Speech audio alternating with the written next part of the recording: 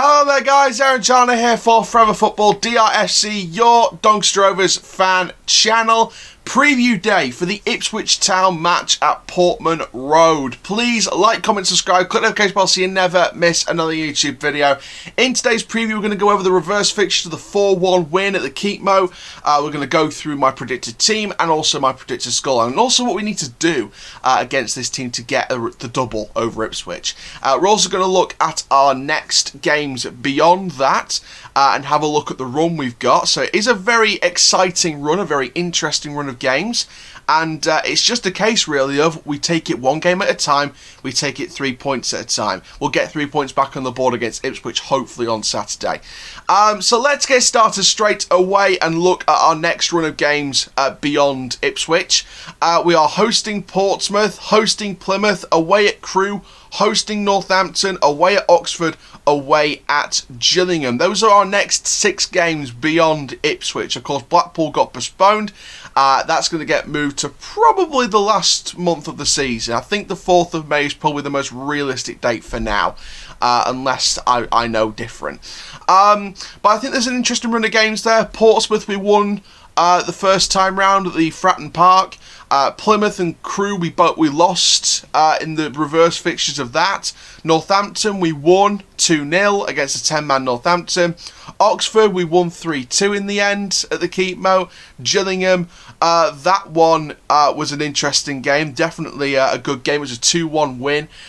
So fingers crossed we're going to get another win there. So looking at those games then, and include Ipswich, so it's 7 games now. So we've beat Ipswich the first time round, beat Portsmouth, lost to Plymouth, lost to Crewe, beat Northampton, beat Oxford, beat Gillingham. So out of those next 7 games, including Ipswich, Plymouth and Crewe are the ones that we need to get revenge for.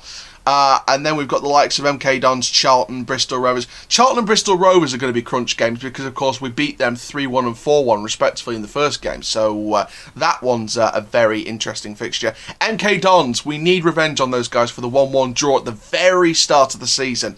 And then Wigan, of course, Wigan and Burton. Wigan we lost against and Burton we won 3-1. So very interesting games there again. And it's just going to keep continuing. And the teams that we lost against, the likes of Shrewsbury and Accrington and Fleetwood. Then we've got the double Peterborough games with Rochdale in between. So there's some crunch games. We haven't played Peterborough yet, and there's some crunch games in there. So it's going to be very, very interesting to see what we do. But let's look back then at that 4-1 against Ipswich the first time round. This was the first of the fixtures again of the 2 against Ipswich.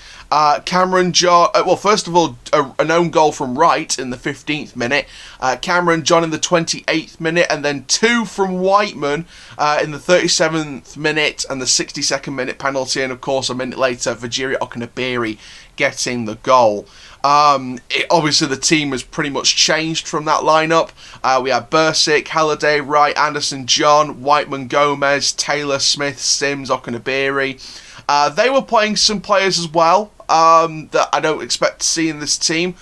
Nolan, he's been pretty much eradicated from the Ipswich squad at the minute, so amid the transfer rumours in January and stuff like that, and he probably may go at the end of the season from Ipswich point of view. We were one of the ones after him, along with the likes of Bakayoko from Coventry in the Championship. So, and I said it on the Football Terrace, I wouldn't take Nolan, but what I would say, and it was 2 people, if we got promoted to the Championship, Barr at right back as competition for Halliday, and Seema in a combination £15 million from Slavia Prague. That would be a wonderful deal if we could afford it, because they were brilliant in the Europa League last night. But what I will say about this Ipswich team is they are there to be got at, but they can be dangerous. They beat Hull 1-0. They got the goal that was needed to get the 3 points. They've helped us to some extent. And looking at the table, we've got 4 games in hand on Hull. We got 2 on Lincoln, 2 on Peterborough. We are still, no matter how many people want to admit it, we are still in a top 2 race. We might not be in a title race for now, but we are definitely in the race for top 2. And, you know, all these games in hand with Hull dropping points, Lincoln starting to drop points. We'll see if Peterborough's going to drop points. Portsmouth may start dropping points. we've got a real opportunity. This is our best season to get top 2. And looking back on that Ipswich game, what we did really, really well was we got back into the game and we pressed off the park. And we dominated Ipswich. Ipswich thought they were going to win it, and we dominated and we pressed them off the park and we showed how good we are. And bearing in mind as well, to make up for the postponement of the Blackpool match, we did do a behind closed doors match with Scunthorpe on the Wednesday, as reported by the Free Press today. And, you know, we tried out the likes of Asani, Seaman, they were both in the squad, so good to see them coming into the squad. Seaman, of course, a new player. Hassani was out on loan to non-league as well as Seaman. So obviously, you know, it was great to see them working with the squad and sort of keep continuing their fitness growth, and hopefully from today onwards that'll continue. The likes of Jones played, I think Greaves played, Lakilo played. Loads of different players played. Loads of youngsters were playing in that match. I don't know what the score was. They didn't reveal what the score was from the behind closed doors match, but hopefully we'll get more information on that. And yeah, it was nice to get that behind closed doors match, and it shows the mentality that Moore's driving into this team.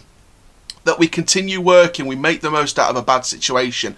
Match got postponed, we do a behind closed doors match with Scunthorpe on the Wednesday, and we keep the fitness going, we keep the match morale going. And that's a good thing for us, because we can take that confidence from behind closed doors and put it into Saturday's match, and add it to the confidence we would have got from getting a win over Blackpool. So I personally think that this was the best thing to do, and I think Moore, again, is adapting this squad into that winning mentality. You know, keep your head on, but keep winning and take it game after game.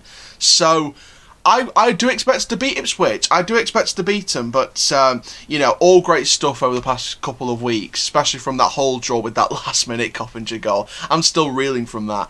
But overall against Ipswich, I'll share my scoreline prediction at the end of the video, but I think we're going to beat them. So looking then at my predicted team for the Ipswich match, as you could see behind me, I haven't mentioned it yet. Brand new team graphics. What do you think? Comment down below. And yeah, let's have a look then. So of course, in goal, Balcom, no surprises there. Halliday, Anderson, Wright, James at the back 4. Bostock and Smith. Sims, Richards, Taylor and Bogle. So pretty much the starting 11 from my old Blackpool preview, which has now been removed from YouTube because of the match postponement. That will be re-uploaded. In fact, no, I'll do a new preview. Not re-uploaded, but you know what I mean. I'll do a new Blackpool preview when the match gets rescheduled. I will have a daily reports when that match gets rescheduled. On the bench, this is the big change for me. No Gomez I put on the bench, and I put someone else in who's back to fitness. So we've got Jones on the bench, John, Butler, Robertson, Coppinger, Lakilo, and Fajiri Okunabiri. No Major Gomez on the bench. I think he just needs some time out from the squad. I think he needs to just keep getting his fitness up 100% and just go again when he feels right. And play him in the right position as well. So I would take Gomez out of the bench. I put Okunabiri there as another striker threat. And this would be another way to press Ipswich off the park for 90 minutes. So I think overall, in terms of goal scorers, we'll go on with that with the score predictions. But in terms of substitutions, I would probably go with maybe Coppinger coming on, Robertson coming on, Lakilo and Okunabiri. They would be the 4 maximum that I would probably make, because of course you're allowed 5 subs. So I bring the Kilo on for Taylor maybe, Taylor or Sims, Okunabiri on for Taylor or Sims maybe, or Bogle possibly, but I think Okunabiri will probably go on the wing. Coppinger will probably come on for Richards or Smith, and then Richards drops back if Smith's coming off. And Robertson will probably come off for Bostock or Richards or Smith. So it's between the midfield and attack, but I think the back line won't make any changes unless Reece James drops into the midfield. But you know, I think it's very easy predicting this team now, because it's sort of like you want to put out the best 11 you can. In my opinion, this is the best 11. You know, Balcom, Halliday, Anderson, Wright, James, Bostock, Smith, Sims, Richards, Taylor, Bogle. That, in my opinion, maybe Taylor on the bench for Okunabiri, but that is probably my best 11 for this squad. Now, to end the video, we've got our final score prediction. Now, what do I think is going to be the score? I'm going to go with Ipswich Town losing 3-1.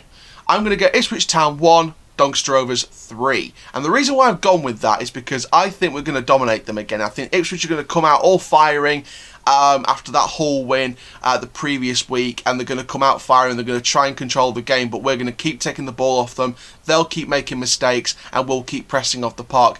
We may concede from a set piece, or it may be just a one-on-one effort that no one can stop. However, I hope we do keep the clean sheet instead compared to that reverse fixture. So, thank you very much, guys, for watching this match preview. Stay tuned for the match review tomorrow afternoon. And for now, guys, my name's Aaron Chandler from Forever Football DRSC. Keep living the Rovers life, and that, my friends, is full-time. Rovers till I die. Let's get the 3 points. Let's do the double over Ipswich. Rovers till I die.